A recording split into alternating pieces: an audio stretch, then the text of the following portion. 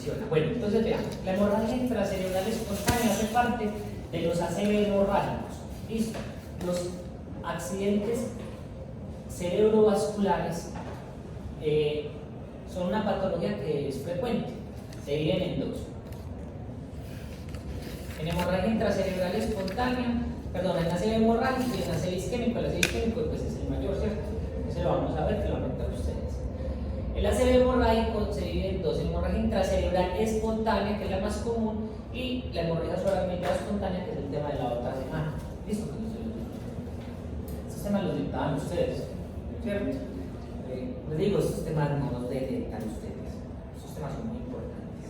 Desde el diario, estos temas no puede tener dudas en esto. Entonces, la hemorragia intracerebral espontánea, vamos a empezar con las definiciones. Esta es la definición que aparece en las guías. La extravasación de sangre al parénquima o al ventrículo por ruptura de una arteria cerebral. ¿Listo? Puede ser primaria o espontánea, cuando el epicentro es en el parénquima o los ventrículos. La hemorragia intraventricular sola es muy rara. O sea, si usted dice, le hace un dolor de cabeza y le hace una tomografía y encontrar solamente una hemorragia dentro de los ventrículos, eso es muy raro. ¿Listo?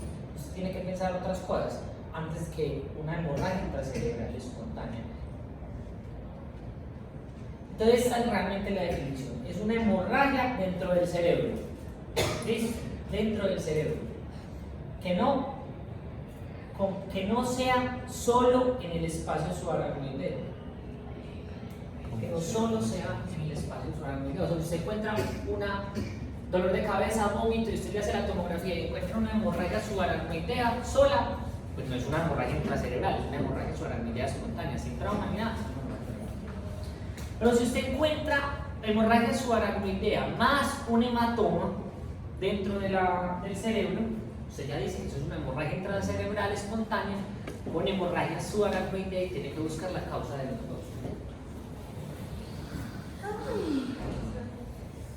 ¿Listo? Entonces debe ser espontánea. Puede decir que le hayan pegado con un bate en la cabeza, tiene que ser espontánea. Y debe comprometer el parénquima cerebral.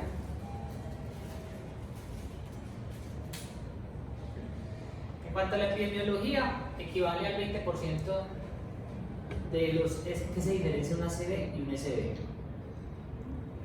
¿Cuál es la diferencia? ¿Cuál es la misma? El ACV,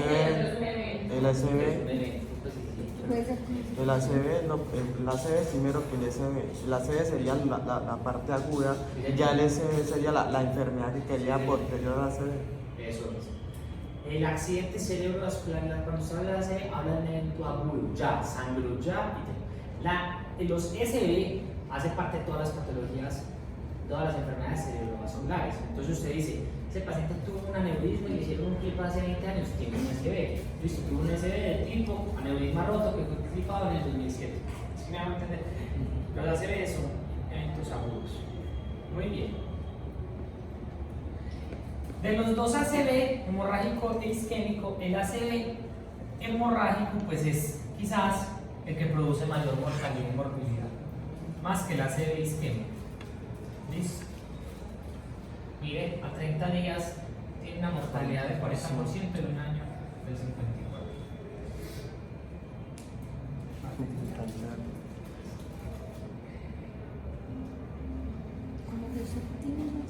54%. La mitad se muere. O pues, la mitad que tiene eso, que sangra, la mitad se muere.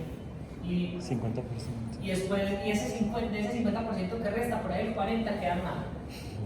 Eso es una patología muy grave.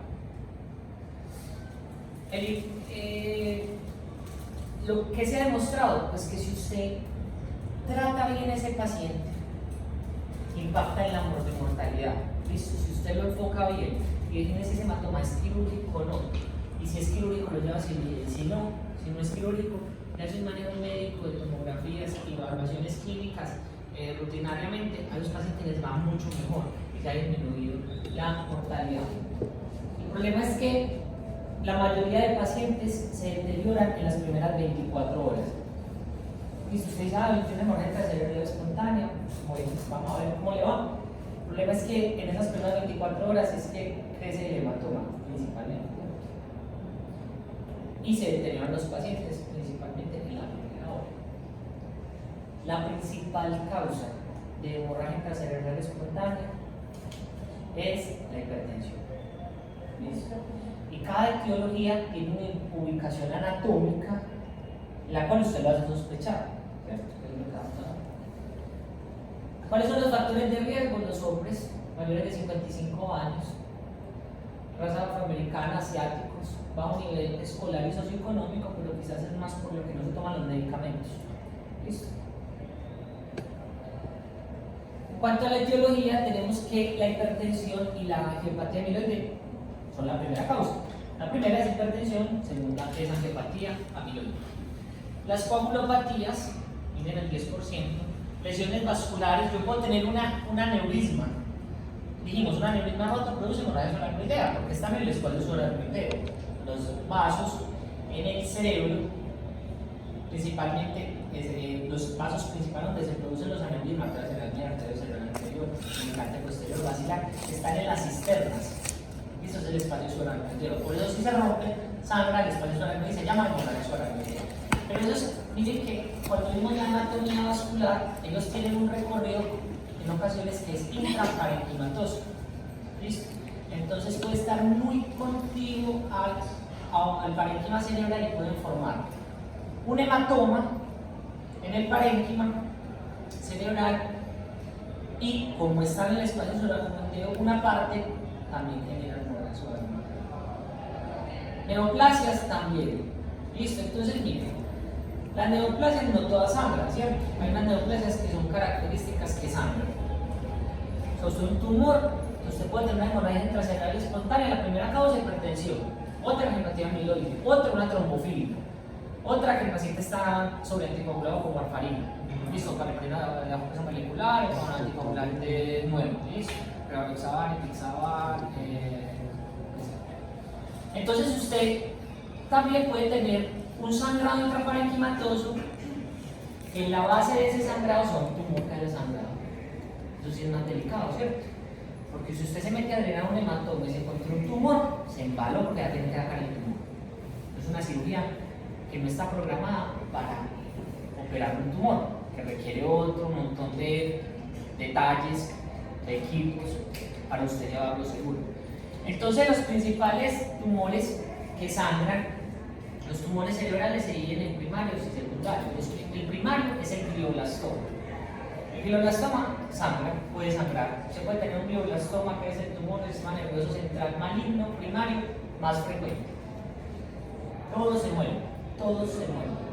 No hay nada que ocurra. Todos se mueren a pesar de cirugía, quimioterapia y radioterapia. Todos se mueren 18 a 24 meses.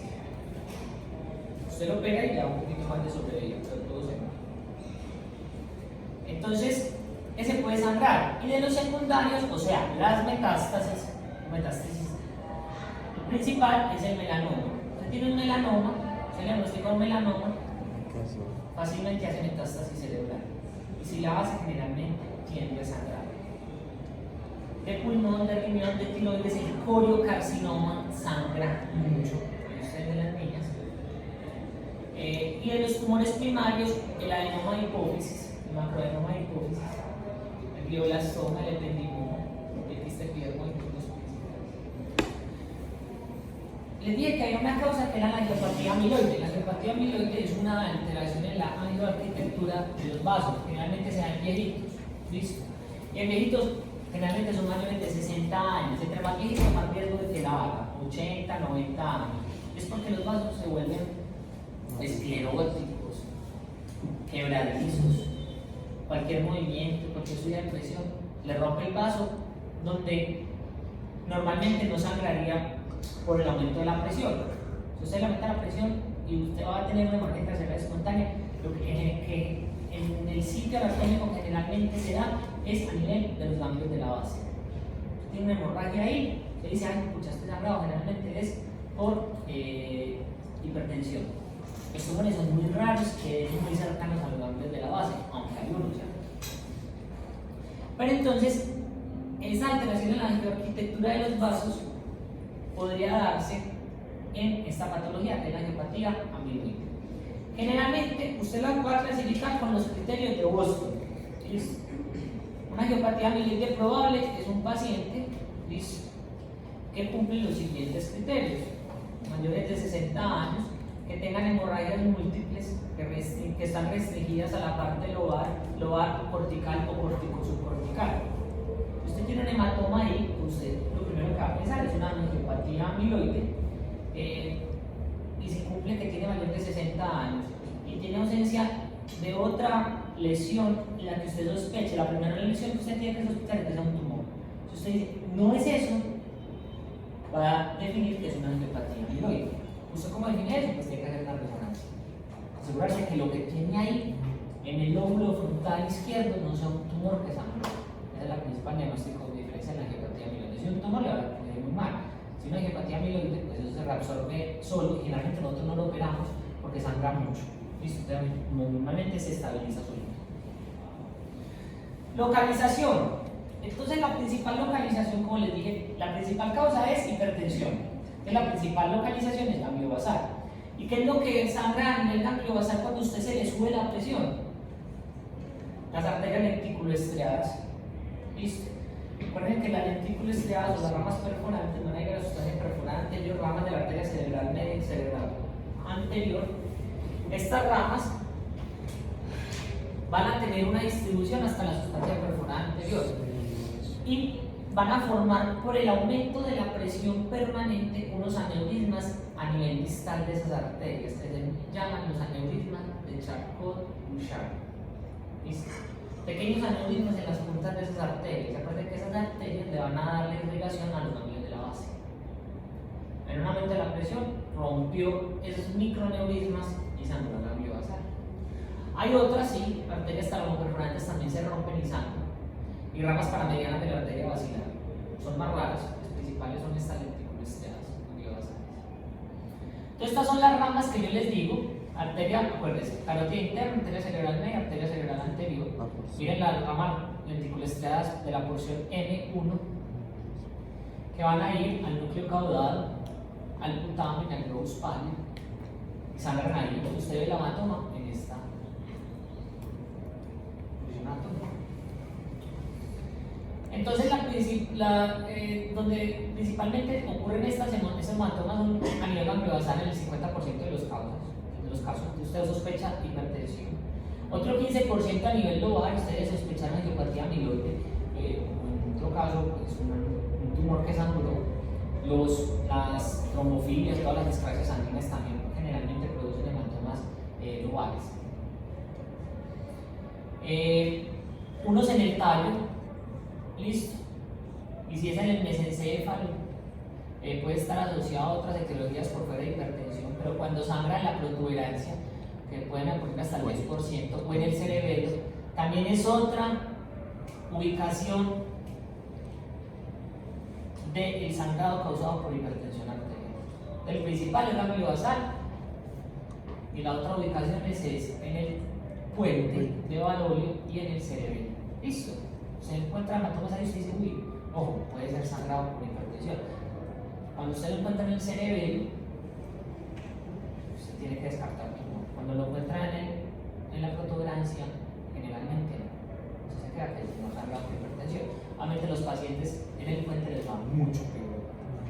No despiertan siempre. Entonces miren el 46% en el núcleo lenticular, que es el putamen del globus pálido, 18% en el tálamo. Cuando usted encuentra una lesión una hemorragia talámica, también piensa que es por hipertensión. El lobar hasta el 20%, la protuberancia también es un sitio para la hipertensión. 4% del cerebelo, aunque ahí se discreditan del 10%. El núcleo caudado es más raro, pero cuando hay en el núcleo caudado, hace parte de los núcleos de la base, es hipertensión. Entonces miren este sangrado. Este sangrado, pues el primero es muy feo. Aquí están todos los tipos de sangrado. Un hematoma gangliobasal, miren, con efecto de masa, con drenaje intraventricular. Miren el sangrado intraventricular, oprime las cisternas de la base, el sistema ventricular, edema perilesional. ¿Listo? ganglio basal, hipertensión arterial. Este sangrado, este es el tálamo, miren el tercer ventrículo, este es aquí va el tálamo, con drenaje al sistema ventricular, a los cuernos occipitales, como acá. Talámico, se dice, eso es por hipertensión. Miren acá, un hematoma lobar en el lóbulo temporal. Lóbulo temporal, mire este lóbulo temporal, usted dice, una angiopatía, un tumor, una desgracia sanguínea, sobre anticoagulación. Y miren este cerebeloso, miren el cuarto ventrículo como lo apachurra, eso es gravísimo. La fosa posterior no tolera esos grandes volúmenes. Entonces usted tiene que ponerle mucha atención. Y también podría ser de origen hipertensión, generalmente. Listo, descarta. Tumor lo descarta completamente. Y miren este acá en la protuberancia, hemisferios cerebelosos. Y aquí va la protuberancia, hipertensión. Son los tipos de pronto de ubicación más frecuentes. Muy bien. En cuanto a la fisiopatología, yo no me voy a extender en esto. Pero lo que sí vamos a ver son los factores de riesgo, que son estos. Los principales factores de riesgo en esta patología son estos. Que usted sea hipertenso. Listo, ya vimos unos como que sea hombre, que sea mayor de 55 años, pero en factores de riesgo de pronto algunas veces prevenibles, pues está la hipertensión arterial, además usted está hipertenso y mal manejado, más riesgo de sangrar, que tome anticoagulantes orales, principalmente warfarina, y usted que esté predispuesto a una angiopatía mieloide, que tenga una anomalía vascular, pues usted ya sabe que tiene un cavernoma, una malformación arteriovenosa, pues usted sabe que es una bomba de tiempo, más que un momento puede sangrar, o un aneurisma no intervenido. Que ustedes lo hayan intervenido recientemente y le hayan tenido que poner heparinas o algo.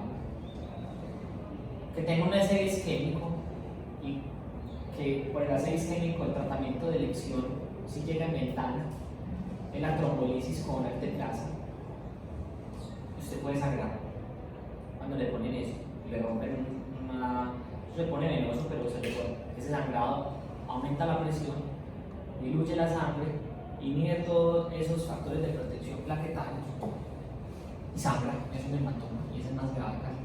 Realmente le va mucho peor que cuando es hipertensivo. Abuso de drogas, cocaína y metanfetaminas, el uso de aspirina, pues si está con ese antecedente, pues también les va peor porque crecen más. Consumo de alcohol, cigarrillo, diabetes, que usted tenga un tumor, que tenga predisposición a sangrar o que tenga una displasia sanguínea. En cuanto a las manifestaciones clínicas, ¿qué dice la baja? Entonces, antes se decía, vea, cuando si ese paciente llega con dolor de cabeza, pérdida de conciencia, usted lo que tiene es una serie hemorrágica. Y si el paciente llega con dolor de cabeza y con déficit neurológico focal, afasia o que está con una hiparedia, usted piensa en una serie isquémico. Bueno, la AJA es muy clara en decir, en su capítulo del 2015, que estas son las vías que yo les envié. Y quizás estos dos son los que más escriben de hemorragia cerebral espontánea, el Dr. Henfield y el Dr. Greenberg, que es el libro que yo les pasé el primer día de sesión. Entonces ellos dicen, ningún síntoma ni signo son suficientemente específicos para distinguir de una de las dos patologías. No te distingue. Usted tiene que pensar generalmente en lo peor para el paciente, no en lo menos frecuente, sino en lo peor. Lo peor en el paciente es una serie de entonces, manejo inicial, tomografía de cabeza. La clínica se va a presentar pues, de acuerdo al lóbulo que usted está afectado o al sitio anatómico. Si usted no le afecta los ganglios de la base, la cápsula interna, pues ya sabe que hasta clínico o palético. Eso es generalmente la ubicación y eso es lo que llegan así. Si dice dolor de cabeza, vómito, y no mueve una mano, tiene un pie, se dice, bueno, tiene acuérdense los diagnósticos como se hace en neurología. Diagnóstico sindromático. Entonces el paciente tiene un síndrome de neurona motora superior o síndrome piramidal, también parético, contralateral, con una parálisis facial. Diagnóstico anatómico o dónde está localizada la lesión. Usted tiene que definir más o menos en dónde está y con eso es un diagnóstico etiológico. Muy bien. Entonces, en cuanto a las manifestaciones clínicas, generalmente estos pacientes se presentan con un déficit neurológico focal agudo, alteración del estado de conciencia, cefalea, vómito, convulsiones e hipertensos, ¿verdad?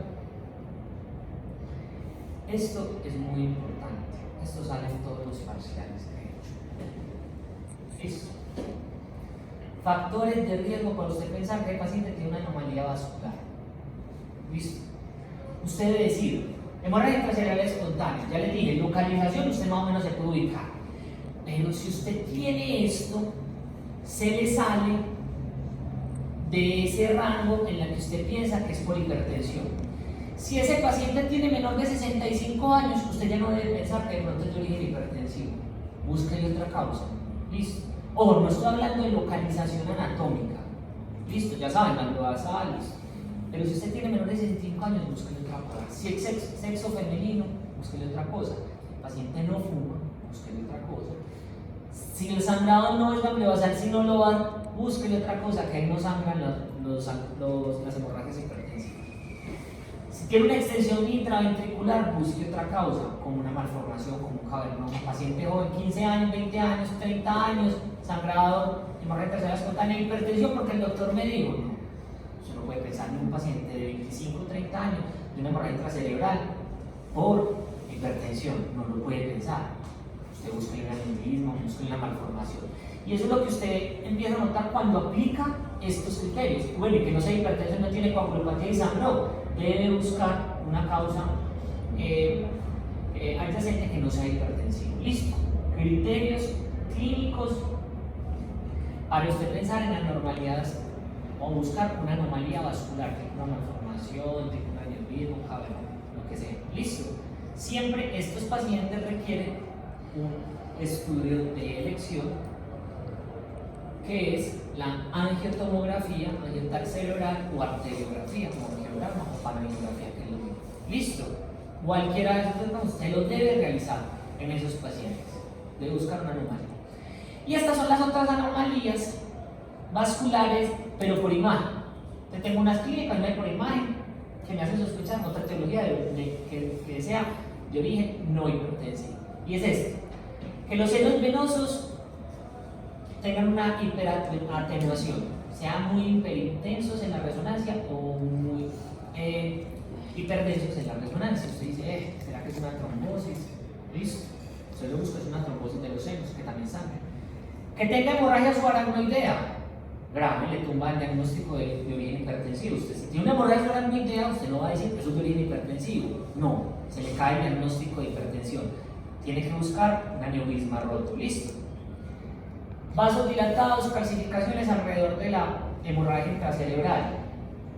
Busca una aterosclerosis, busca un tumor que tenga aferentes vasculares que lo nutren y que se rompió y sangró el tumor.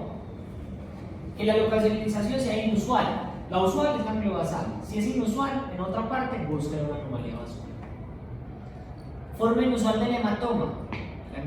Hay unos hematomas que usted los ve y usted dice, hematoma muy redondito. Un hematoma no es así, ¿cierto? Si es muy redondo, es un tumor. Si tiene una masa, pues por obvias razones va a pensar. Y que tenga un edema cerebral al tiempo. Pues si usted tiene un hematoma, doctor, es que me dio hoy dolor de cabeza y perdí la conciencia y ya me desperté, pero hice la tomografía ya, pero ahora, hace 2 horas, y le hace una tomografía y encuentra un hematoma. O los hematomas, si no tienen nada por debajo, solamente el sangrado, no producen edema en ese momento. Lo producen después entre el tercer y el quinto día. Y usted encuentra un edema importante, usted ya dice que eso es un tumor, que hay abajo. Listo, eso lo hace sospechar. Estos pacientes angiotac o arteriografía. Eso es pregunta de examen, siempre. ¿Cuáles son los factores que están asociados a mayor deterioro clínico? Usted le tiene que poner, le tiene que prestar mucho más atención pues, a estos pacientes porque se deterioran con más frecuencia. Entonces, si usted le hace la tomografía ya, un hematoma, y le hace a las 6 horas una tomografía y ese hematoma creció, usted tiene que ponerle atención a ese paciente porque se le va a deteriorar. Eso es un factor de riesgo para deterioro. Si ese hematoma se extendió al sistema intraventricular, va a ser hidrocefalia con toda seguridad. Pues tiene mayor riesgo de hacer, no todos hacen hidrocefalia, o tiene riesgo de hacer hidrocefalia y se va a deteriorar. Si tiene edema, perihematoma, tiene mayor riesgo de deterioro. Si tiene hidrocefalia, pues ni se diga, ¿cierto? Si convulsiona, le va peor. Si tiene fiebre, una infección, se broncoaspiró, los pacientes se van a poner rápido. Pero usted, ¿cómo predice que ese hematoma va a crecer? Usted dice, le hace la primera tomografía y usted dice, ¿yo cómo sé que ese hematoma va a crecer? Esto. Que el hematoma que usted ve sea muy grande. Y generalmente grande lo describen mayor de 30 centímetros cúbicos, o 30 cc. Ustedes ya saben bien los hematomas, A por B por C, o sea, AP, anteroposterior, craniocaudal y transverso, todos multiplicados, dividido 2 o multiplicado por 0.52. Es lo mismo como se tiene que ver. Que ese paciente esté tomando anticoagulantes, un hematoma, no, pero pequeñito. ¿Usted qué toma? Warfarina. Ese hematoma casi con seguridad le va a crecer y tiene que iniciarle ya terapia para revertir el efecto de warfarina. O que encuentre el signo del punto, el spot sign, en la tomografía, que ya lo vamos a ver. Porque dice que va a crecer. Miren, esto es muy puntual. Si ustedes leen la guía, es muy puntual. Estos son los factores, estos 3 para crecimiento. Estos son los factores para que usted a veces sospechar de una anomalía vascular. Esto es muy puntual, son cosas muy detalladas o muy puntuales que ustedes deben de aprender. ¿Listo? Diagnóstico. Si usted cómo hace el diagnóstico en esta patología,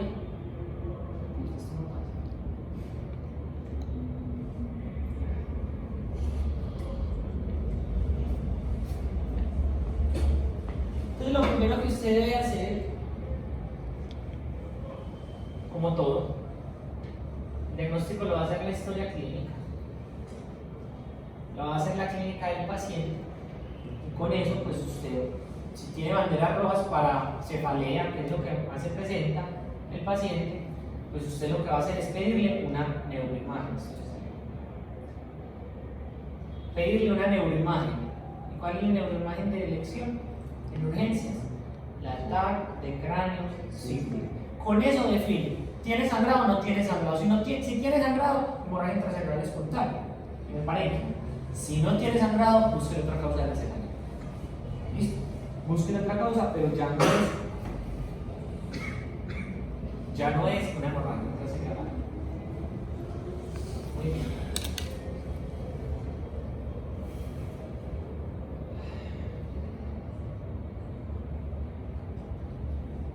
Preguntas hasta acá mientras que carga eso. Creo que digamos que estamos en un lugar tengo tragos. Cefalea con bandera roja lo da remedio. No se para. Cefalea con bandera roja lo da remedio. Ese es el tema de cefalea. Vamos a ver cuáles son las banderas rojas. Esta bandera roja usted debe decir, no, yo no me voy a quedar con este paciente y me embala. Muchas veces uno se tranquila porque usan con bandera roja, necesitan tomar que usted le pone a ver a la gente, lo deja en vigilancia, no 6 horitas, tiene lo más, 12 horas, ¿cierto? Al final del turno, usted está a las 7, al final del turno, le da, usted dice, se le quitó el dolor de una migraña con otra maluca, bueno, se le quitó el dolor, usted lo manda para la capa. Muchas veces casi todos los pacientes requieren tomografía, porque si tiene bandera roja, mejor dicho, si usted tiene bandera roja, si usted lo manda para la casa, se mete en un embale, porque no hay justificación, aunque donde usted esté no hay tomografía. Pero digamos que viene súper focalizado. No, ya, tiene focalidad, tiene que remitirlo. Pero ¿cómo toma la decisión si se tuvo que hacer trombolysis o...? Por eso, cefalea con déficit neurológico debe sospechar en ACV. El más común es el ACV isquémico. El más grave, el ACV hemorrágico. Obviamente, si el ACV isquémico no se trata de muerte, pues también. Pero ya en agudo es más grave, se mueren más, les va a morir mucho peor. Pero lo que les digo es que si usted tiene un paciente con déficit neurológico, tiene que salir en traslado con él. ¿Listo? Si usted es paciente, doctor, se me parece, no puedo mover el cuerpo derecho. Ya. Lo primero que usted piensa es un ACV, isquémico hemorrágico, por epidemiología es isquémico. Tiene que remitirlo, porque van a ver que en el ACV, ¿qué le toca hacer isquémico? Van a ver que en el ACV isquémico, la ventana terapéutica para que el paciente le vaya bien, ojalá son las primeras 3 horas, hasta 4.5 horas. Si usted no le hace trato, si usted no llega a un sitio donde le haga la trombolisis, el paciente generalmente le va a se empeora el pronóstico. Pero El paciente con déficit neurológico tiene que salir en traslado primario, donde esté, porque sabe que tiene 4.5 horas para que le hagan la trombolisis. ya después de eso ya no. Ya igual. Hay otros mecanismos que lo hacemos nosotros en neurocirugía, que es la trombectomía mecánica, por manejo endovascular, pero el manejo de elección. O sea, ningún paciente debería de pasarse esas horas. Usted consulta por un déficit neurológico. Hay muchas campañas ya en la calle diciendo, vea, si usted se le paraliza, o las escalas de Cincinnati, que son fáciles, ¿cierto? Que se habla enredado, que si se le desvía la cara o se le paraliza parte del cuerpo, consulte porque puede ser una ACV isquémico. Es así, 2 de 3 cumplen con una ACV isquémico, usted debería consultarlo inmediato. Entonces, esos pacientes van directamente, pues, si uno llega al hospital. Si usted le llega al hospital y en el hospital le dice, no, ¿a cuándo fue eso que se lo paralizó? No, doctor, hace 12 horas. Repítalo. Profe, pero uno mientras, o sea, usted sabe que para hacer la revisión eso siempre se demora un tiempo, pues unas horas, uno qué puede ir haciendo mientras, o sea, nada, dejar al paciente así. En estos pacientes sí, pero es que sí, por eso les digo, un paciente que si a usted le llega en las primeras 3 horas, usted sabe que todo paciente con déficit neurológico, pensando en lo que es más común, que es el ACV isquémico, tiene 4.5 horas, que sería el ideal. ¿Listo? Señor, ¿cuándo se le paralizó? Hace 10 minutos. Coméntelo. Maneje la presión, acá vamos a ver el ACV isquémico. Maneje la presión, como vamos a ver la meta aquí. Listo. Lo comenta. Si está en un rural. Si ese paciente no le sale remisión, usted tiene que salir con él. Y decir, este es un paciente en el cual yo le hago en mí las escalas, le hago las escalas y me da un probable ACV isquémico. Lo traigo acá al traslado primario, porque está en mental. Listo. No hay forma que se lo devuelvan, no pueden pelear. Diferente de ese paciente. ¿Cuándo se déficit neurológico? ¿Cuándo? Hace 8 horas. Ya, pasó el tiempo. Entonces el paciente usted igual lo tiene que remitir porque necesita una tomografía, ¿cierto? De cráneo. Pero ese paciente ya no se le volvió emergente. Porque ya el tratamiento que le hagan no va a tener un pronóstico en ese momento. Pero sí necesita ser remitido para la tomografía, porque no puede ser que no sea un ACV isquémico, sino hemorragia cerebroespontánea. En caso de que cualquiera de esos dos pacientes, principalmente el segundo que usted dijo, pues ya pasó las 4.5 horas, lo remito, lo regulo con el centro y espero que me salga la remisión y no salga un traslado primario, o sea, un traslado sin comentar desde Puerto Berrío, desde donde sea. Le cambia de pronto el manejo si ese paciente se le deteriora. Si usted ese paciente se le cayeron más de 2 puntos en la escala de Gardner, tiene que salir del traslado. ¿Sí, no? Sí, estamos por aquí. Bueno, entonces este diagnóstico, como ya vimos, Y de ahí no pasa. ya les dije, que usted siempre debe definir esto, pues como todo en neurología, neurocirugía, ¿cierto? El estado de alerta, el glasgo, otra vez la parte motora del glasgo, o sea, eso se lo repito por ahí 50 veces. Las pupilas, ¿listo? Pero acá le va a adicionar una escala, y ya empezamos con las escalas, ¿listo? Escala de ICH, o escala de Hemphill, del doctor Hemphill.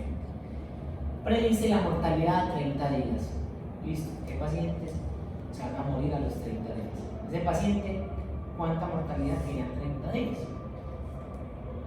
¿Listo?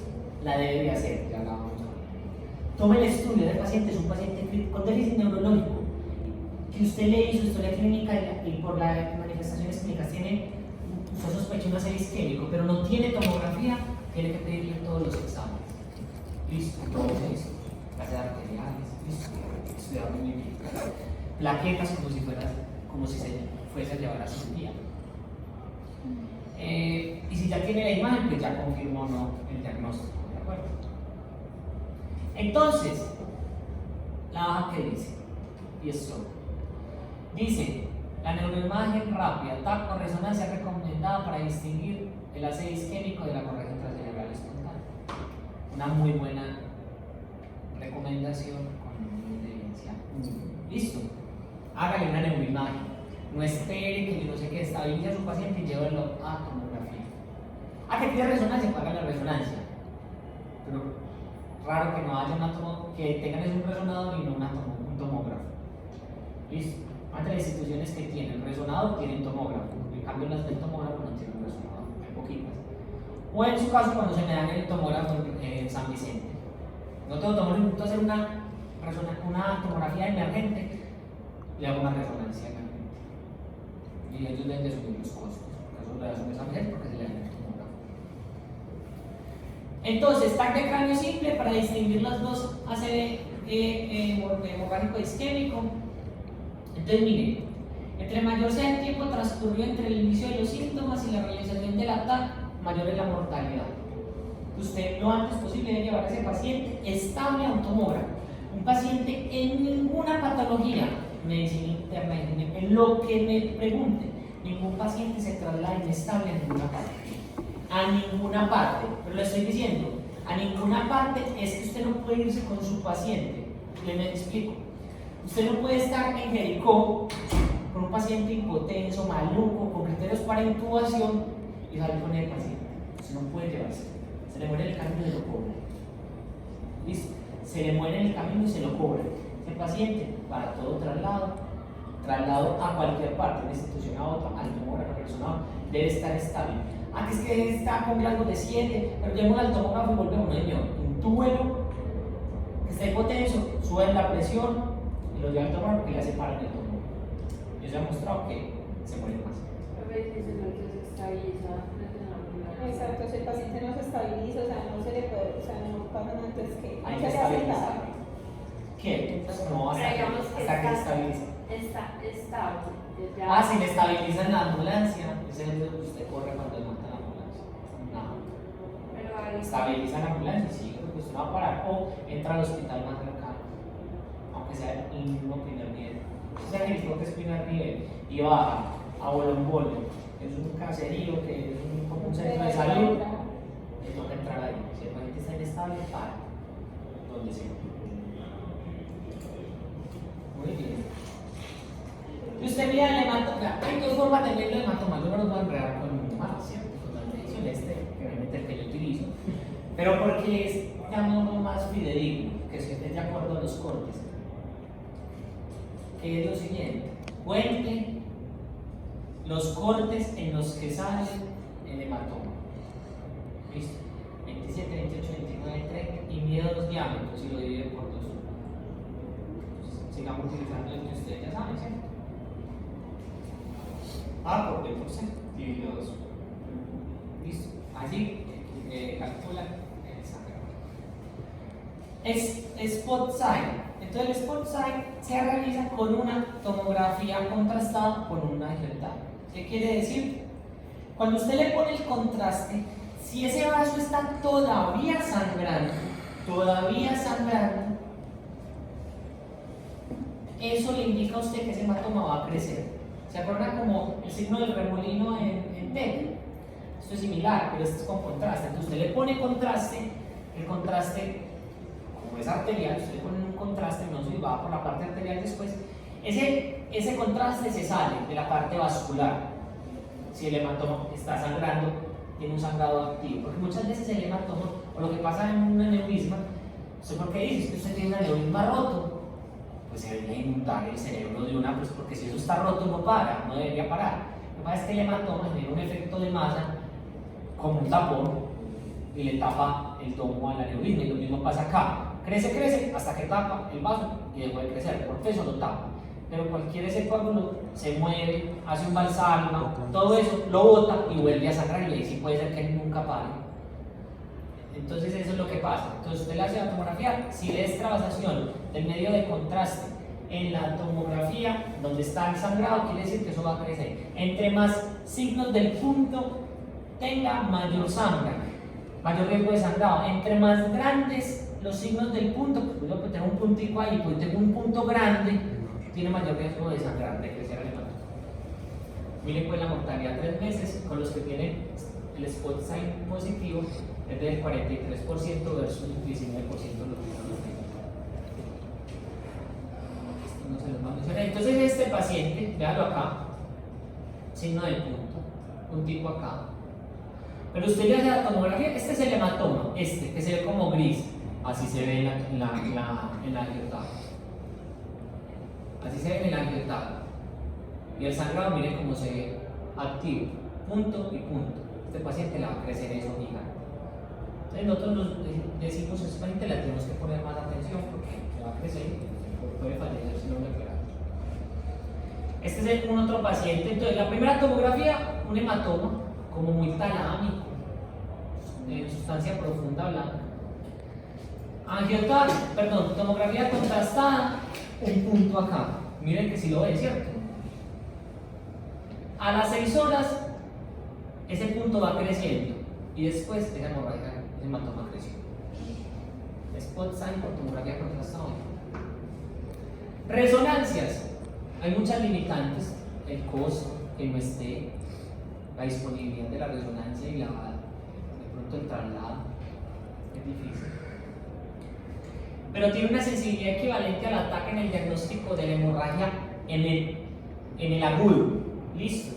Eso es lo mismo hacer una resonancia. Una dice, no hace una resonancia, se va a ver mejor, es lo mismo. Un hematoma en fase aguda se ve igual. No tiene una sensibilidad tanto en la tomografía como en la resonancia. ¿Listo? Pero si usted ese sangrado fue hace 8 días, pues tiene mayor sensibilidad a la resonancia. ¿Listo? Porque en la tomografía todos esos sangrados se van barriendo con el tiempo y le van diciendo de pronto que un sangrado menor y la resonancia va a ver más específico dónde estuvo el sangrado, dónde estuvo el residuo. ¿Listo? En la fase aguda son iguales. ¿Cuáles son las indicaciones de una resonancia? Pues que usted piensa que la hemorragia intracerebral espontánea sea de otra etiología, que no sea hipertensiva. Usted tiene que buscarlo. Recuerde que la resonancia también tiene una fase angio. Listo, la angioresonancia. Problemas es que acuérdense que la resonancia se hace con gabolina. Pues, si usted tiene una necroestructura, una lesión renal aguda, renal o prerrenal, se tira de riñón del paciente. ¿Sí? En tasas de filtración menor de 30 se le tira. Y cuando tiene contraindicaciones para realizar la TAC, como se le daña a usted la TAC, o usted no le puede hacer la tomografía por la radiación, o lo que sea, pues definitivamente va a llevar la resonancia. Ojo, que no tenga nada metálico el paciente, ¿no? Si usted tiene un marcapasos, el resonador debe ser compatible con el marcapasos. Si usted tiene una prótesis hace 40 años, y una prótesis le da de hierro y todo eso, el resonador le saca esa prótesis, se la saca, se la jala. Si tiene un clipaje de aneurisma con un clip, es como un clipcito abierto, hace 50 años se lo saca. Entonces tiene que saber que el paciente no tenga ninguna contraindicación metálica en su cuerpo. ¿Listo?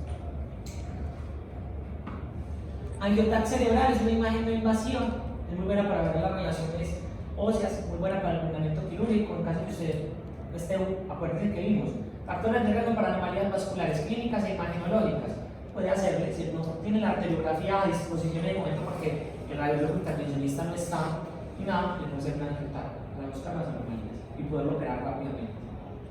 Angioresonancia es lo mismo, tiene muy buena sensibilidad y especificidad, pero es la disponibilidad y el costo. Y la arteriografía es el estándar de oro, todavía lo sigue siendo para todas las anomalías vasculares. Ahora usted tiene una arteriografía para definir si el paciente tiene una malformación, tiene una aneurisma, tiene todo, porque se ve mejor la arquitectura.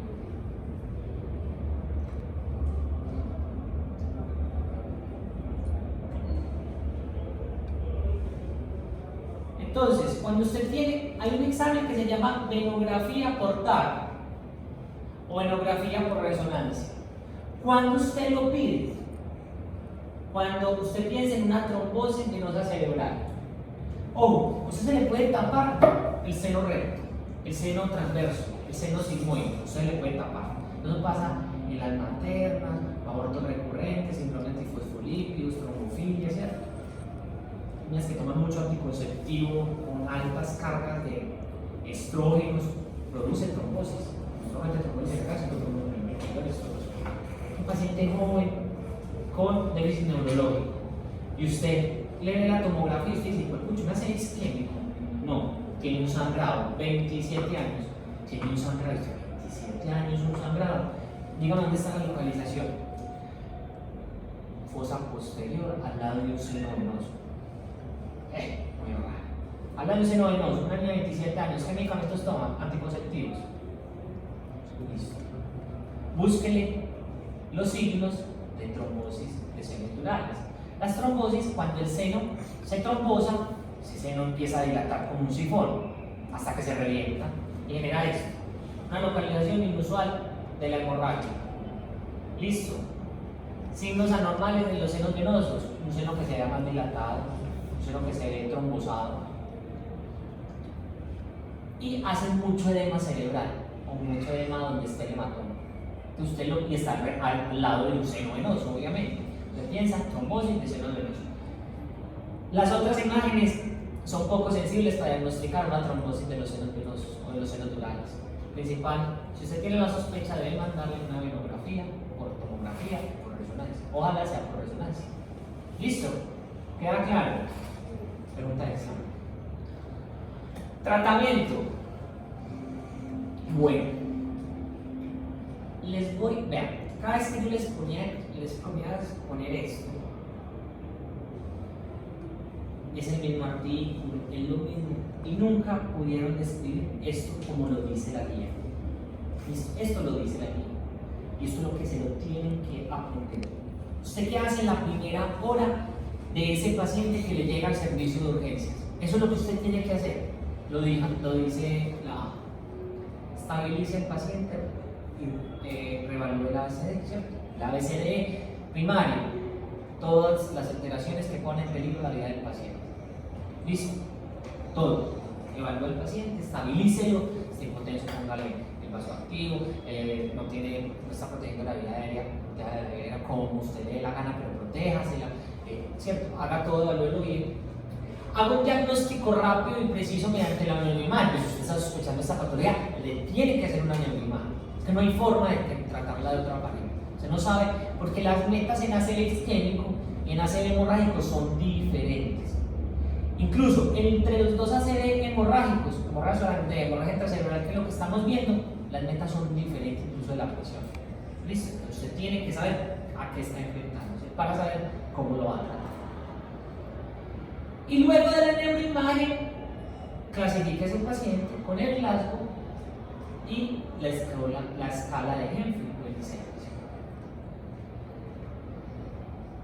Cuarto, que sigue, hágale las escalas y luego defina si tiene indicaciones para unas intervenciones tempranas. ¿Cuáles son las intervenciones que usted tiene que pensar y que debe decir? Porque son la prioridad, estas.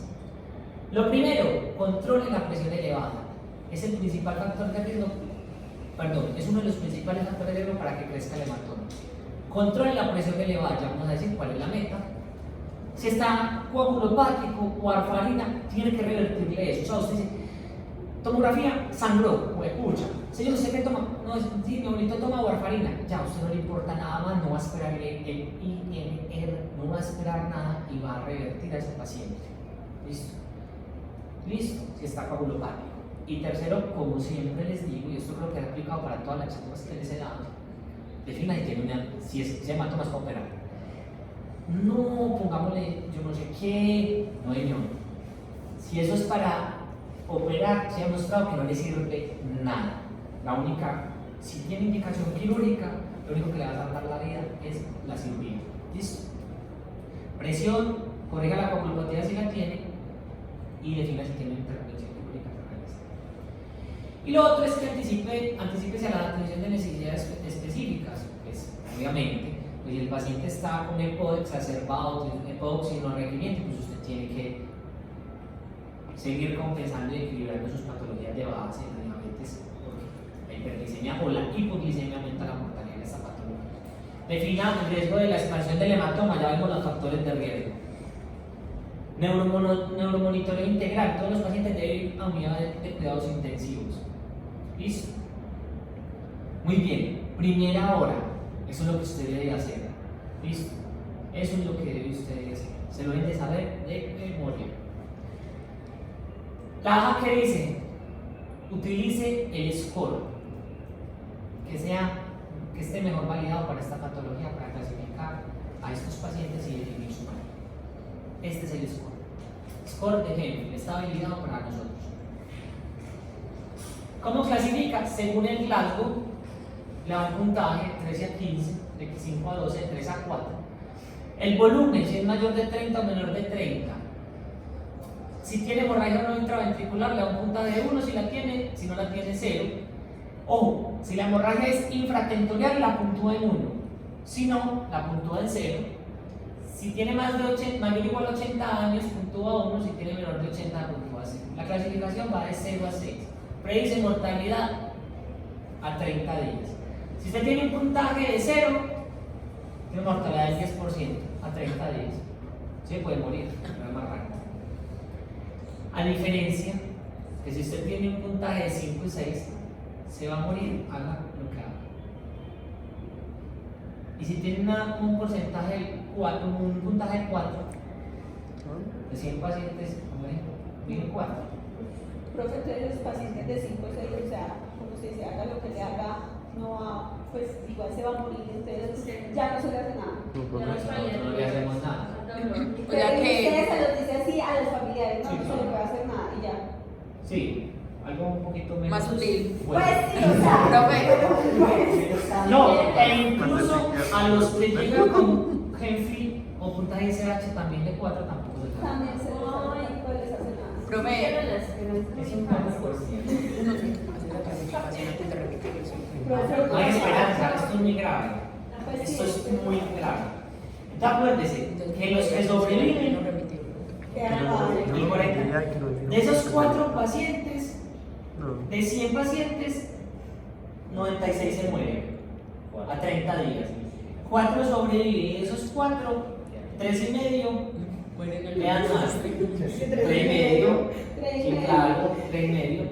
O sea, todos van a No, quedar amor, yo mal. creo que no, porque Entonces, hay que hacer un- ¿por qué es tan importante? Es para se la deben de saber al derecho a la vida. Listo. 4, 5 y 6. Manejo de los cuidados finales de la vida. Profe, entonces uno consideraría no remitirlos. O igual forma uno se lo remite. Si usted tiene tomografía, no lo tendría por O qué sea, hacer. le dejan ahí. Se paciente está muy mal, hablar con la familia. Señora, vea, tu esposo tiene esto es muy grave, una puntuación de mortalidad muy grande. Digamos Se va a morir, o si no va a quedar muy mal. Es una patología, es una que te predice que se va a morir. De todas maneras, pues obviamente está a mi disposición, porque es más fácil tomar una decisión el neurocirujano que el médico. Claro. Pero es que uno como médico general, uno como que uno piensa, no es que el neurocirujano puede que le haga algo. No, pero 4, 5 y 6 es un descaro. Para pagar la cuota de la fila, para operarle y pagar la cuota. digamos que es 4 y ellos y uno te dice, no, tienen el 16%. Ay, no, pero se pegan el 4%. No, nada. Todo. No, porque es que no, yo no le digo a él, a ella, a los pacientes, no les ofrezco, es que yo no les ofrezco tratamiento quirúrgico. ¿Cómo lo ves? Yo no les ofrezco el manejo paliativo. O sea, sí, o sea, tener. No se puede operar, está muy tener mal, una señora, clínica porque a pesar de que se opere, el paciente tiene una alta probabilidad de que fallezca o quede muy mal. El paciente, si con la cirugía le mejoro el pronóstico, yo lo operaría. Como sé que no le voy a mejorar nada, si ese paciente mejora en el transcurso de las horas, Le en el manejo, le cambia. cambia, se remite o se les ofrece cirugía. Y si hay pacientes, profe, que les cambian. Frecuentemente. No. No, o sea, no es infrecuentemente. Pero sí, hay Pero es parte de ese medio. Oiga, sí, entonces esto es muy grave, esto es muy grave. Entonces, no mires, eso tiene una alta mortalidad. Yo creo que es que de las cosas que uno, yo creo que el intensivista ve cosas muy graves. Y el otro especialidad que hay las cosas en las que más muere la gente. ¿Sí? Profe, ¿y de todos estos cuáles son el más frecuente que se...? No, generalmente, eso pues hay muy pocos estudios de cuál es el más frecuente, depende del sangrado y de la etiología. Los hipertensivos les va muy bien y la mayoría son ICH por debajo de 2. Hay que manejarlos, ¿listo? Hay que manejarlo, hay que hacerlo. Pero los sangrados mayores de 60 cc son incompatibles con la vida. Un hematoma de 60 cc tiene un Genfil, pues imposible que tenga un Genfil ni de 3, de 2, de 1, es imposible. Los pacientes están muy mal, 4, 5, 6. Listo, lo deben de hacer. Entonces usted le saca el otro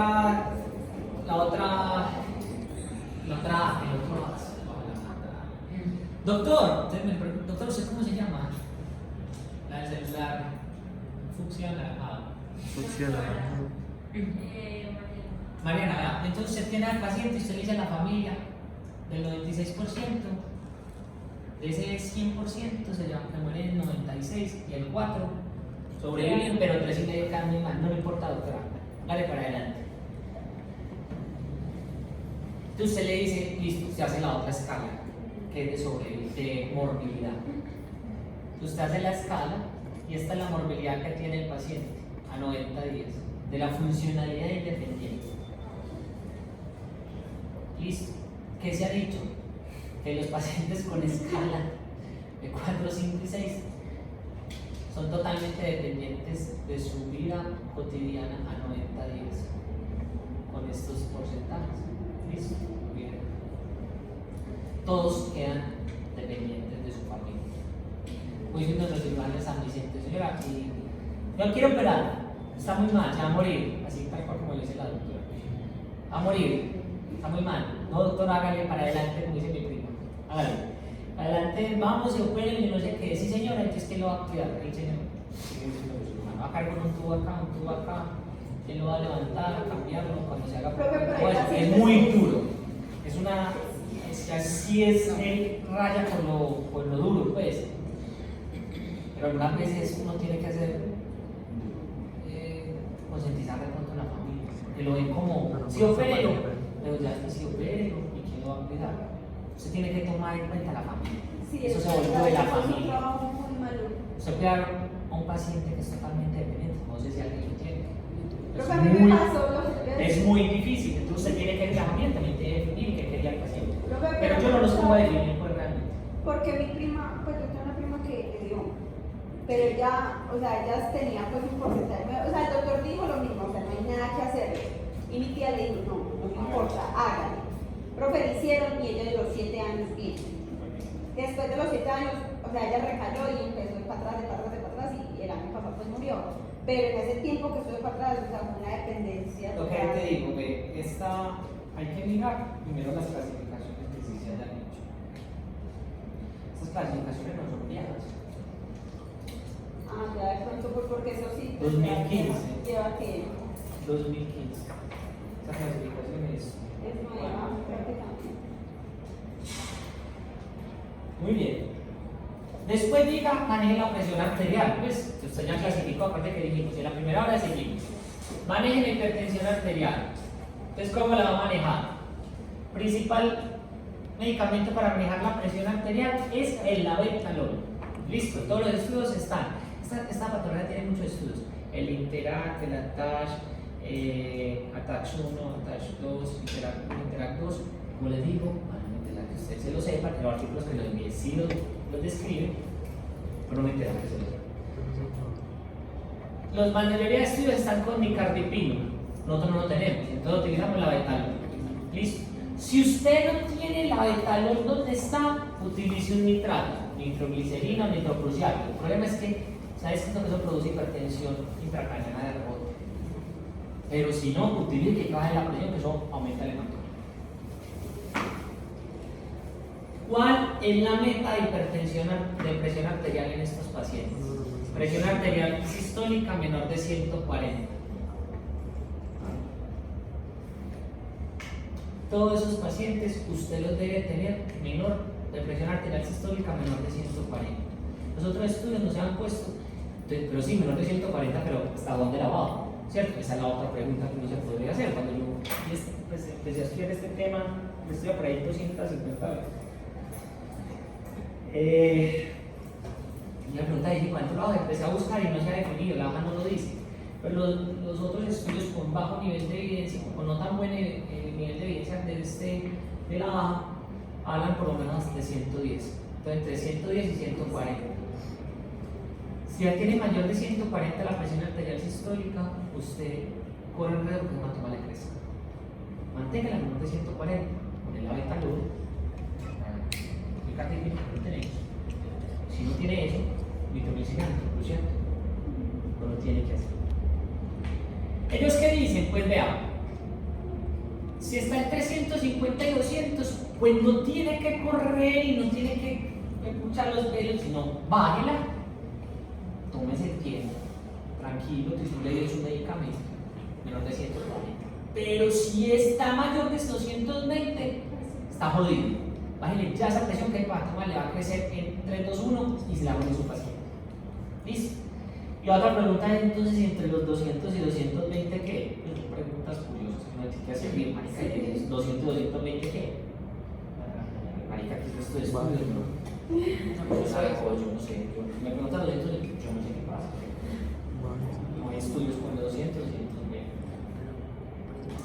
Yo después de 200, yo corro a ese paciente y le monto la betalol, infusión, bolos. Listo. Ponele, si está mayor de 200, ponele 40 miligramos de la betalol o 20 miligramos de la betalol. Si está menor de 200 la sistólica, le pongo 20 miligramos de la betalol en bolo. Espero 5 a 10 minutos. Si sigue por encima de 140, 20 miligramos. Siempre 20 miligramos. Si esa presión sigue mayor de 200, le repito bolo de 40. Listo. Máximo 300. En bolos. Listo. Muy bien. Ojo, si ese sangrado es por anticoagulación. Esa es otra pregunta. ¿Listo? Esto nunca lo exponen de los otros grupos, nunca. No sé por qué, pero como obvisión. Que nunca les va tan bien en las exposiciones. Entonces, usted tiene un sangrado porque está. Entonces, esto es súper frecuente. El viejito que está tomando warfarina y tiene un INR de 7 y tiene un sangrado, ¿usted qué diablos le va a hacer a ese sangrado? ¿Qué diablos le va a hacer? Aquí está. Si ese sangrado es por antagonistas de la vitamina K, warfarina, ¿usted qué es lo que va a hacer? Primero, suspenda la warfarina, no la vaya a dar, no sea bruto, ¿cierto? Segundo, dele los factores vitamina K, bueno, los factores vitamina K dependientes. Lo que ustedes lo deben saber, ¿ustedes saben entonces? Vitamina K dependiente. 27.910, un aprendiendo en psicología de por ahí los 20 años que pasé por la universidad. El 2, el 7, el 9 y el 10. Usted le debe asegurar a ese paciente el 2, el 7, el 9 y el 10. ¿Cómo lo asegura? Busque el mejor medicamento para eso. ¿Listo? Miren la buena recomendación de eso. Entonces, lo primero que usted va a buscar, el principal medicamento sería el concentrado de complejo protrombínico, que se llama el Octaples. El Octaples es un medicamento que la ampolla puede valer 6-7 millones. Es muy costoso. Generalmente no lo hay. Si lo hay, pone problema, porque necesita varias ampollas. Listo. Un paciente que tiene un Genfil de 4, 5, 6, usted le hace eso. Pero acá no lo utilizar. Sí, claro, también nosotros lo utilizamos. Pero en pacientes que tengan pronóstico, no que 4 van a sobrevivir y 3.5 van a quedar mal. Entonces, yo no le puedo poner un medicamento a un paciente así, porque no, la verdad no, usted. Y usted, mientras que si tiene el Octaples, pues se lo va a ir a pedir, pero si no, vaya descongelando esta plasma fresco congelado. Esto se demora 40 minutos en descongelar. ¿Listo? lo coloca a 15 cc por kilo. Llama a la unidad, a los desmorilados. Por favor, necesito plasma fresco congelado. Le hace el cálculo, ¿cuántas necesitan? Necesito 4 bolsas de plasma fresco, eso se demora 40 minutos descongelando todo eso. Y para conocer al paciente, si no tiene leotapias. Pero mientras tanto, entonces usted lo que hace es, para la vitamina K, le va a poner, si tiene el concentrado de complejo protrombínico, póngaselo, generalmente no lo tiene. Listo. ¿Cómo se pone? 20 a 40 cc. Otro ya dijeron, según el INR, le pone una dosis diferente, pero usted no tiene que esperar el INR, porque el paciente le da 2 horas o 1 hora saliendo el INR. Entonces, póngale de una vez plasma fresco más vitamina K, 10 miligramos y B, no lo ponga intramuscular, le da un hematoma en la nalga donde lo ponga y ahí sí, en el necronofacito necrotizante le apuntan el pie y se lo ponga. Entonces, venoso, plasma fresco congela vitamina K. Listo. Ojalá concentrado. Si no, plasma fresco. Y si tiene el concentrado, doctor, pues que lo tienen que ir trayendo, yo no sé qué. No, señor, ponga la vitamina K. Mejor dicho, tratamiento inicial, vitamina K. Mientras que va definiendo, le puede poner los 3, plasma fresco, concentrado, le puede poner. La cosa es que pare ese sangrado hacia el sistema nervioso. Listo. Listo. Muy bien.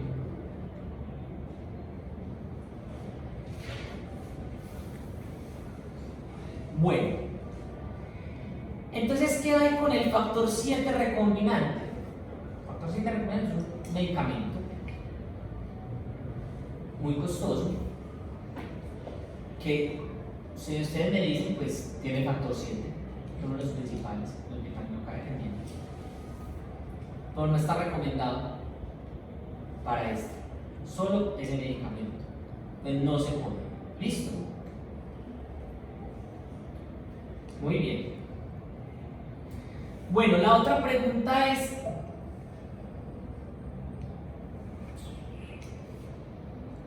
¿eso hace parte para la vitamina K, sí o no?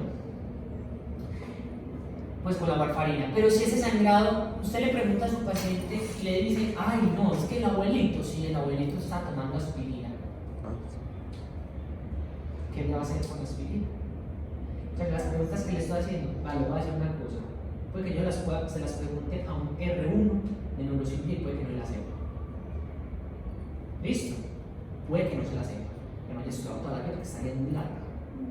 ¿Listo? Entonces, pongan bastante atención y graben todo lo que les estoy diciendo, que es muy importante. Este es el resumen, hay mucha guía gigante. Hay unas cosas que salen también de las guías, entonces léansela, pero son las cosas principales. Todo eso es lo principal. Entonces, si usted tiene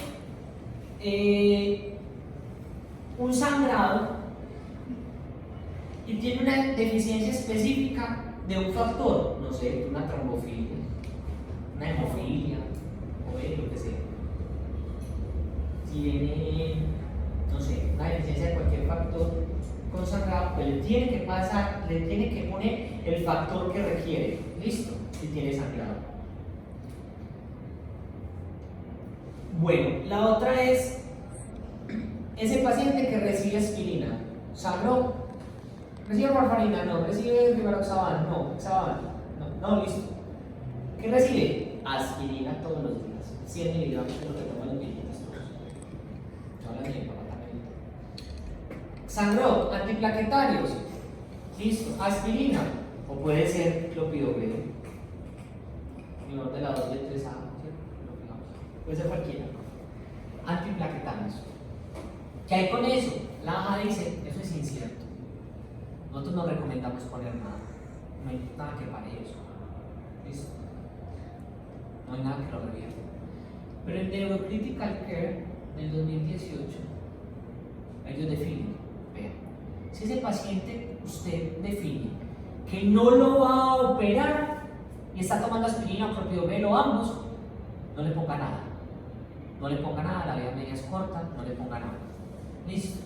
5 o 7 días de cada uno. No le ponga nada, ese hematoma generalmente no crece. Pero si ese paciente, ese hematoma es quirúrgico, lo ideal es que le ponga plaquetas. ¿Sí me hago entender? Listo. Por lo menos una felicitación de plaquetas. Bueno, y si sangra con los nuevos anticoagulantes, rivaroxaban, Pixaban, listo, eso es lo que toman ya, las CFA. Entonces, ¿qué recomendación hay? Carbón activado puede ser considerado si la ingesta es menor de 2 horas. Listo. Póngale el carbón activado. Obviamente, si no tiene contraindicaciones, va a poner el carbón activado, como me parece en el rural. Está haciendo un rural con una y Felipe salió un calado primero y llegó esa intoxicación por carbamazepina, porque tomó de todos los intentos suicidio una pelada de 18 años. Y yo llego y que la botan. ¿Ustedes han visto carbón activado qué es? Sí. Polvonín, horrible, pone intenso, paciente con alteración del estado de conciencia, que algo menor de 8, o que usted sospeche o ya va a estar prediciendo que ese paciente se va a deteriorar su glasma, no le puede poner carbón activado. Está en 13, la paciente viene más dormida, en una hora ya está en 12, ya está en 11, no pues que está mayor de 8, le va a poner carbón activado y la lava a lavar, está contraindicado, ¿cierto? Se le va a deteriorar. Entonces yo encontré a mi broncoaspirado dando carbón activado por los ojos, no, por todas partes, después ya se lo broncoaspiró, cae y se muere. Se cae y muere más por la broncoaspiración con carbón activado que por la ingesta de los medicamentos. Entonces lo que voy es que uno tiene que tener cosas médicas que son tan emergentes, como una intoxicación por tricíclicos, como eso tan grave que puede suceder en estos temas. Usted tiene que saber hacer muy bien lo que tiene que hacer. ¿Listo? Hemodiálisis, la mejor recomendación es solamente para dilatar. Se puede eliminar el medicamento por una hemodiálisis. Filtrado de esa sangre de medicamento de la molécula, lo elimina. Pero para dilatar.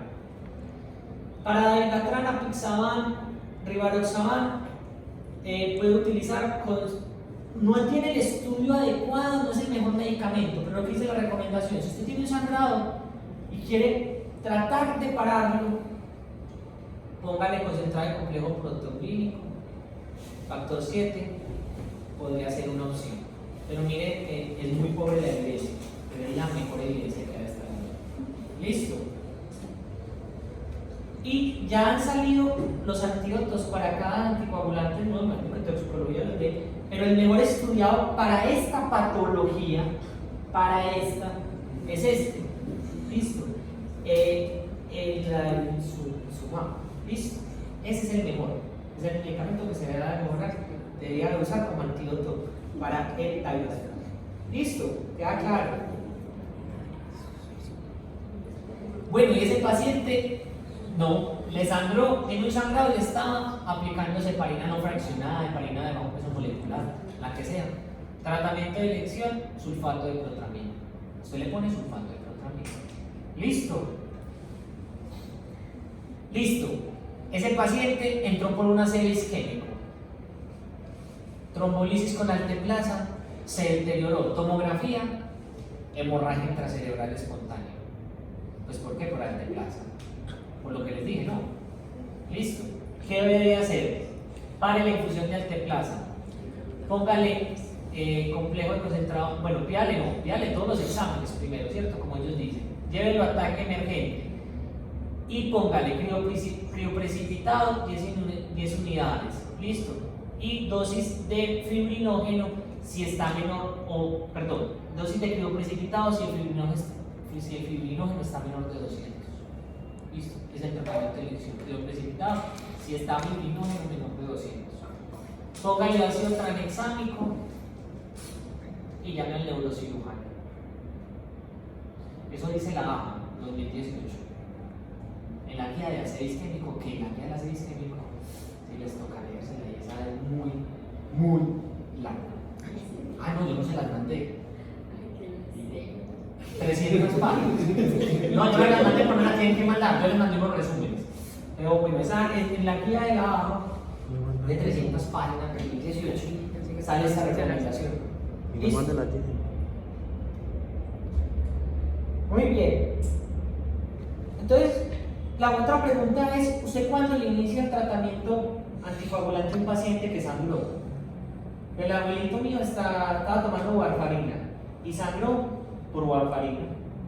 O sea, por otra causa, una hemorragia intraserial espontánea por hipertensión, está tomando warfarina, pues usted no le puede, aunque sea por warfarina, aunque sea por hipertensión, usted no le puede poner warfarina, aunque lo tome por la FA, por lo que sea, por el tromboembolismo pulmonar, lo que sea. Entonces, ¿usted qué va a hacer? Ellos dicen, considere reiniciar el tratamiento. Debe reiniciar el tratamiento lo antes posible para que no tenga las otras complicaciones de las comorbilidades. No ponen una fecha para iniciar. Listo. No lo pone en su periodo del 2018. Hemorragia intracerebral asociado a la trombolisis. No sabemos cuándo ponerlo todavía. ¿Qué hacemos nosotros? Por lo menos que hayan pasado, en estos casos, por lo menos que haya pasado entre 20 y 30 días del caso y que el paciente esté estable clínicamente y con tomografía esté estable. ¿Cuándo se opera? Me voy a ir al punto directo.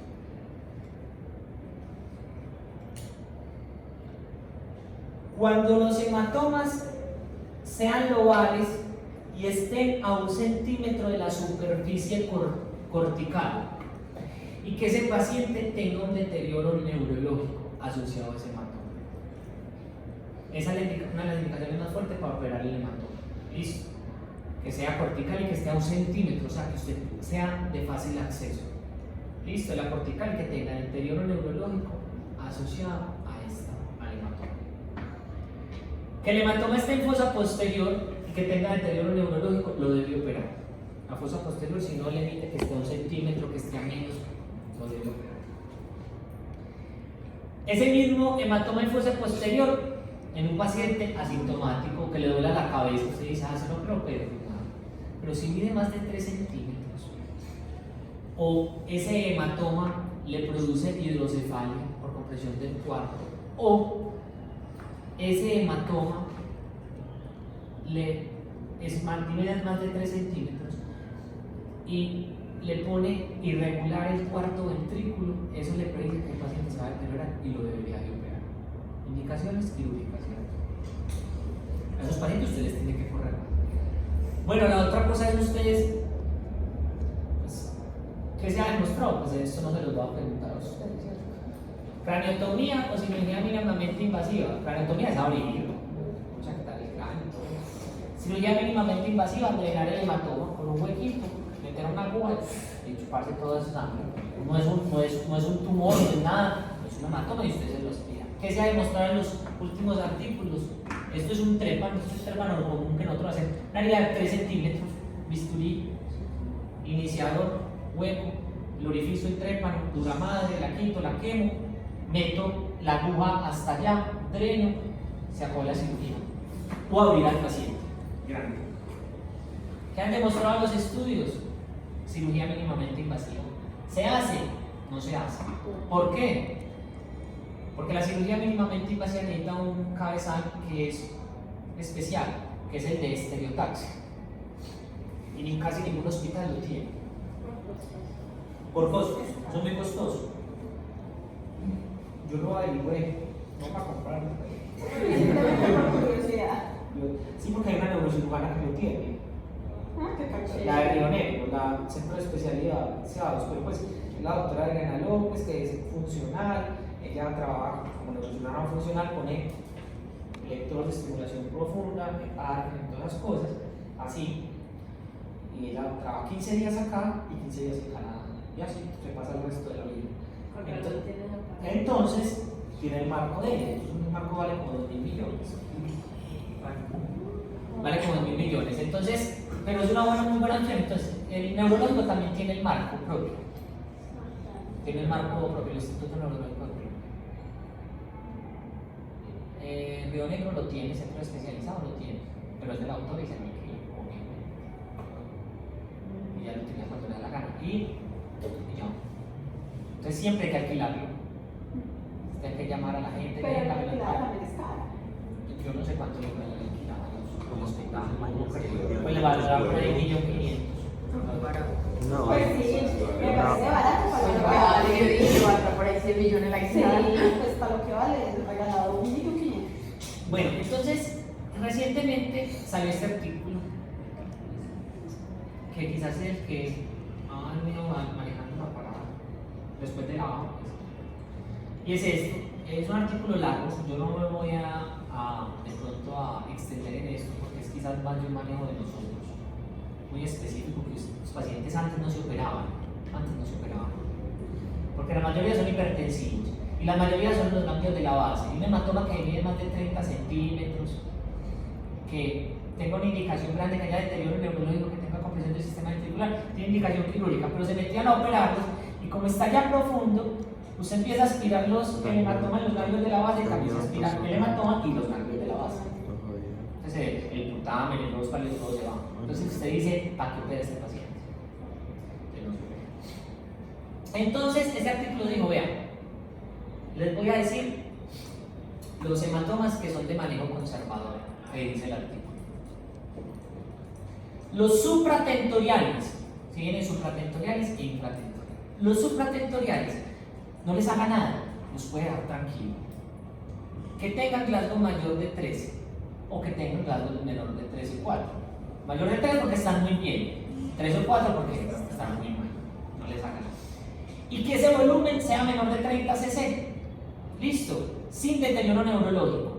Si ese paciente cumple esos criterios, manejo conservador, vigilo, no lo mande para la casa, mande para el médico infeccioso, pero no tiene ningún problema.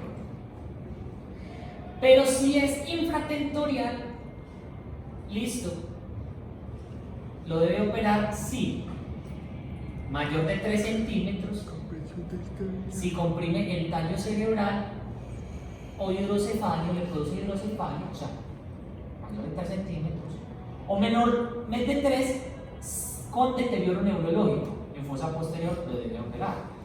Listo. Muy bien.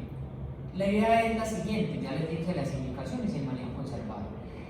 Los hematomas mayores de 30 cc, pónganle atención, porque mayor de 30 cc son los que presentan más deterioro neurológico en estos pacientes, son los que tienen más indicaciones quirúrgicas. Si es mayor de 30 cc, en general, ya con este artículo dice que sí se opera, pero en general, si tiene mayor de 30 cc, remítalo, no lo mande para la cama, que con el paciente.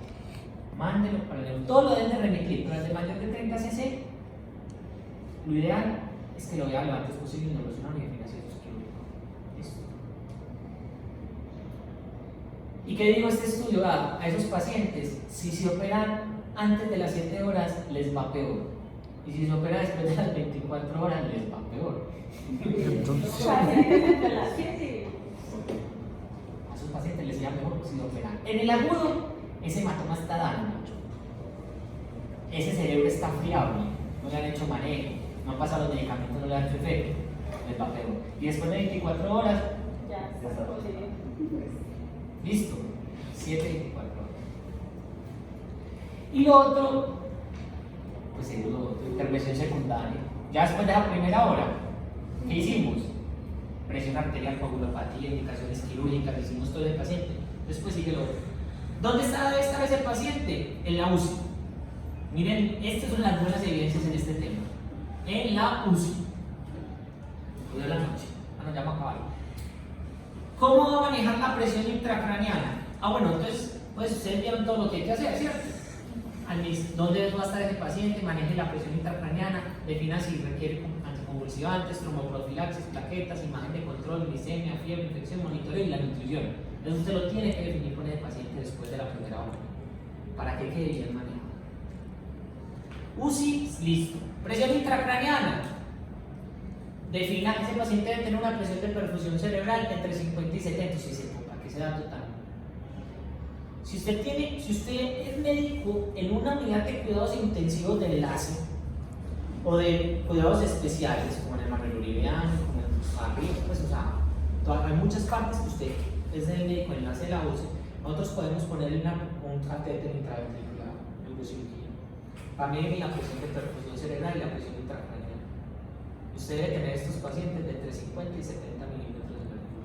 Este dato muchas veces no los daba. No es que les va a interesar, pero me di cuenta que había gente que me preguntaba en futuros residentes del curso que yo doy, me preguntaba esas cosas porque trabajan en las UCI. Parece importante, ¿listo? Muy bien. Drenaje ventricular, una derivación ventricular externa, un tubito que va del ventrículo hacia afuera sacándole el líquido si tiene hidrocefalia, ¿cierto? Esteroides no se utilizan, ¿listo? No se utilizan. ¿Qué pasó? Ya. Ojo, el edema generalmente se da entre el tercer y el quinto día, puede aparecer en las primeras 2 semanas, ¿listo? Entonces usted dice, ese edema, ¿se le pone esteroides o no se le pone esteroides? No se le pone esteroides. Ya dijimos que no. Habían estudios que decían, póngale figurimor, desoxamina, no sirve nada de eso, ¿listo? No sirve nada de eso. ¿Se le pone o no manitol o solución hipertónica a estos hematomas? Todas tus preguntas de examen, ¿listo? Tienen que tenerlo en cuenta. Puede ponérsele, pero miren la recomendación que tiene. Para tratar elevaciones agudas en la PIB, solución hipertónica puede ser más efectiva que el manitol, ¿listo? Para elevaciones agudas de la PIB, o sea, un paciente que usted ya sabe que tiene presión intracraneana elevada por clínica, por imagen, con una hemorragia intracerebral espontánea, se le podría poner, tiene muy mala evidencia, pero se le podría poner. Vamos con hipertónica porque le sube más la presión arterial, ¿cierto? Comenté. Otra recomendación es que se utiliza con frecuencia como medida temporal cuando este hematoma se va a llevar a cirugía. Usted dice, uy, este paciente está todo maluco, parálisis del sexto nervio craneal, esa hemorragia intracerebral espontánea, yo pienso que tiene hipertensión endócrina, está hipertenso, bradicárdico, tiene parte de la actividad de Cushing, que pueden saber la hipertensión, bradicardia, alteraciones de la respiración. Entonces, yo a ese paciente, si no lo va a operar, no le sirve. O si va a disminuirle esos picos de presión intracraneana, le puede servir. Pero si lo va a llevar a cirugía, póngase, porque está recomendado. Si me hago entender, tiene 2 recomendaciones. Para elevaciones agudas en la PIB, y si lo va a llevar a cirugía y tiene presión intracraneana. Bueno, pero lo otro es que, ¿usted por qué se le eleva la PIB? Pues sí, por el hematoma. O no por el hematoma, por el edema del hematoma alrededor. O porque tiene hidrocefalia, porque hizo una hemorragia intraventricular. O porque el hematoma o el edema perilesional está generando hidrocefalia, le comprime el sistema de. ¿Usted qué le va a hacer? Eleve la cabecera 3. Esto aplica para todos los pacientes con manejo de la presión intracraneal elevada. Eleve la cabecera a 30 grados sin compresión de las yugulares. Póngalo tranquilo, que no haga avanzar la sede, cheque hacerlo, pero ya evaluamos. Trate de no sedarlo, pero si el paciente está loco, está tirando de la camilla, está haciendo fuerzas, pues trate de desarrollar la analgesia, evitar la disnatrea, ventilación normocárdica y hacer terapia periosmolar. Convulsiones. Se presentan en el 14% de los casos. Vamos acá. Hay unos factores de riesgo. Usted puede convulsionar. Tiene una hemorragia intracerebral, pero aparte que esa hematoma, principalmente es cortical, tiene mayor riesgo de convulsionar. Listo. Si es cortical, pues la corteza es la que convulsiona, ¿no? Tiene mayor riesgo de convulsionar.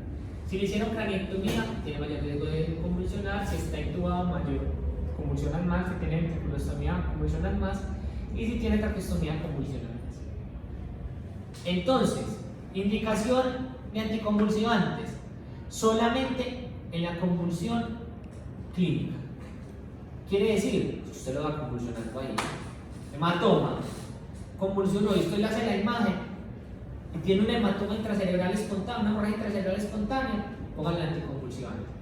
La misma dosis que el trauma craneoencefálico. Epaminice y le sigan la dosis que ya por necesidad.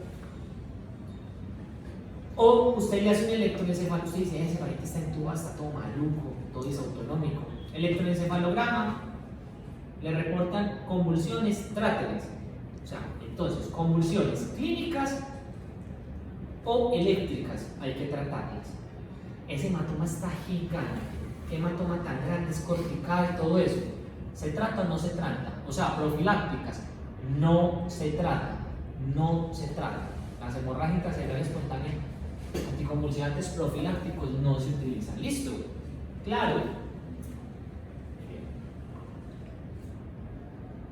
Eso dice la baja, no está recomendado.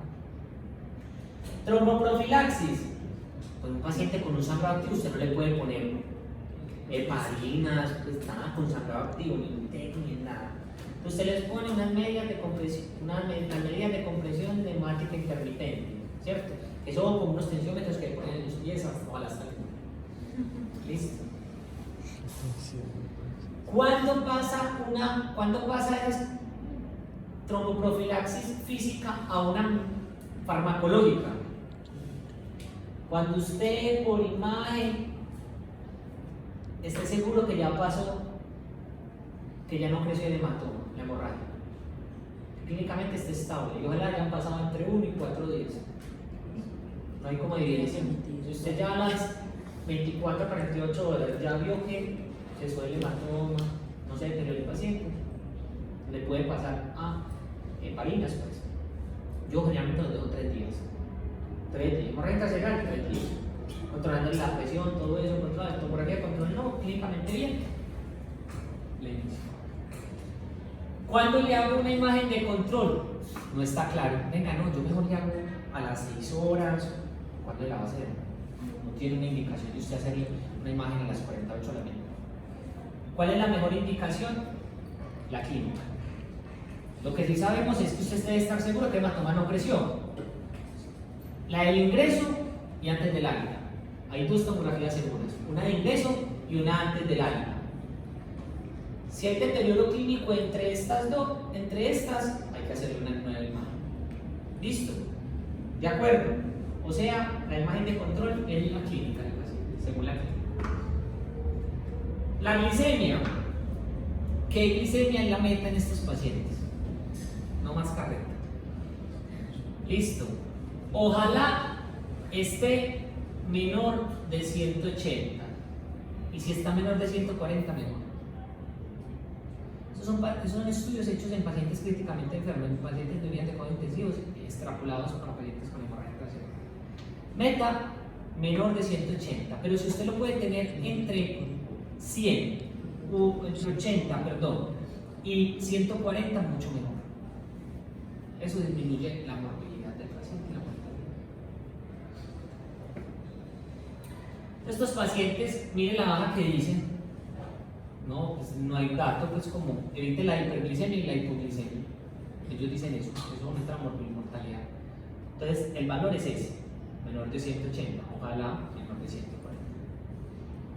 Fiebre e infecciones se ha demostrado que a los pacientes les va peor. Si tiene un paciente febril, se muere más. Esos pacientes deben de estar con una temperatura menor de 37.5 grados. ¿Listo? Eso es lo ideal. Esto es lo que recomienda la AMA, no deben tener fiebre. Muy bien. Las principales infecciones en el paciente con hemorragia intracerebral espontánea es la neumonía y la hito. Y por último, todos estos pacientes con hemorragia intracerebral espontánea, lo dice la guía, deberían de tener un electrocardiograma y unas enzimas. Ahí sí uno difiere, ¿cierto? Eso se ha hecho en Estados Unidos. Paciente con una hemorragia intracerebral con troponinas, desangrar el sistema. Hagan un electro por lo menos. ¿Listo? Pero la guía dice eso. Porque ellos hacen, no sé, la cardiopatía de Takotsubo, nadie la conoce, que es una paciente con una miocardiopatía asociada a ese estrés fisiológico de descargas simpático-miméticas de adrenalina, noradrenalina, o ese estrés en el sistema nervioso central, en el háganlo de anormalidades en el QT, taquiorritmias, anormalidades del estrés. La nutrición, miren estos pacientes, la mayoría presentan trastornos de declusión. Entonces, estos pacientes, ojalá la alimentación enteral, lo antes posible, ojalá las primeras 48 horas, si no tiene contraindicaciones. Los pacientes terminan con trastorno de declusión, los que sobreviven también están muy mal. Entonces, si usted se ha demostrado que los pacientes que se alimentan rápidamente les va mejor. aliméntelo rápidamente desde que no tenga contraindicaciones. Pues si el paciente ya presentó disfagia a sólido, a líquido, a lo que sea, antes de usted dar la alimentación, debe hacerle una prueba de deglución, como es la semideglución. Que usted asegure que el paciente puede tragar, puede alimentarse, eso es la respiración.